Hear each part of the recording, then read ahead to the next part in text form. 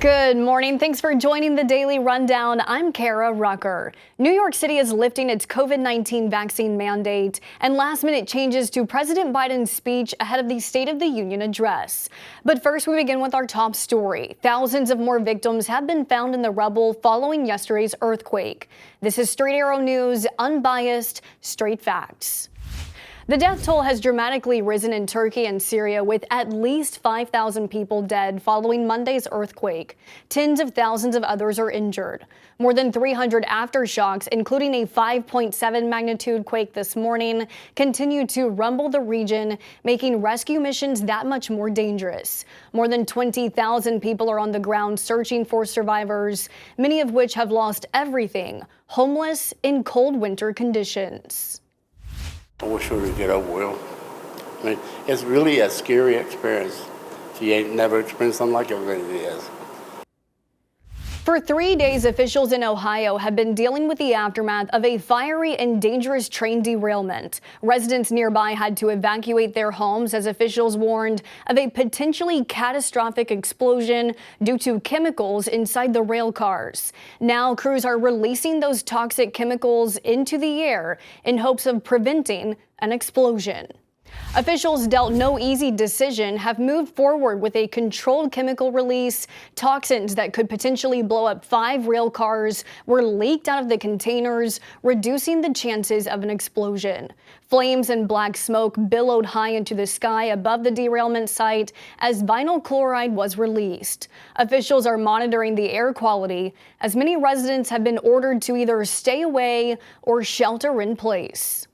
I hope it never happened again. I mean, that's what I really hope, because, you know, that old phrase, death riding a big black horse, that's what it felt like. I'm serious, it really did. Another major oil company is reporting record high profits, BP more than doubling its annual profits year over year. At a time when fossil fuel prices soared worldwide, BP raked in nearly $28 billion profit, compared to $12.8 billion the previous year. The company fits right in line with its competing giant oil companies. Shell also more than doubled its annual profits in 2022 compared to the previous year. Shell, Exxon, Chevron, and now BP, all posting record high profits, something lawmakers are taking notice of and could potentially tap into through a windfall tax. Starting next week, New York City employees will no longer be required to get vaccinated against COVID-19. Mayor Eric Adams announcing an end to the vaccine mandate, which will expire Friday, nearly 15 months after the policy was first implemented. 96% of the city's workforce has already been vaccinated, but this means 1,800 city employees previously fired for not complying with the mandate are now eligible for rehire. 5, 4, 3, 2, 1. Lift off.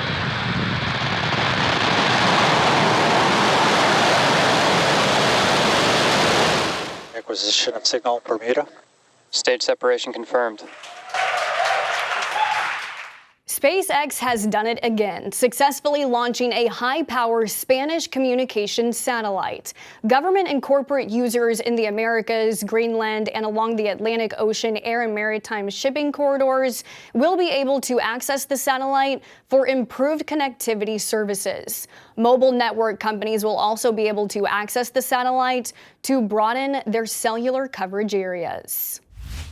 Lastly, looking ahead, President Biden will deliver his second State of the Union address tonight, planning to lay out accomplishments Biden feels are noteworthy under his administration. But Americans have a heightened interest in what the president has to say over foreign policy after the recent Chinese satellite was found hovering over the U.S. And according to NBC News, the White House is making last-minute changes to the section of the State of the Union speech that addresses China. I'm not going to get ahead of the president and what he's going to speak to as it relates specifically to China. You know, I just laid out at the top that it is going to be up to China. It's up to China to see how they want to see this relationship moving forward. The president will begin speaking at 8 o'clock Central Time this evening. These are your top headlines on this Tuesday morning. Thanks for watching the Daily Rundown with Straight Arrow News. We're on a mission to bring back trustworthy journalism by only serving you, not an agenda. We'll see you back here tomorrow morning. Until then, I'm Kara Rucker. Have a great day.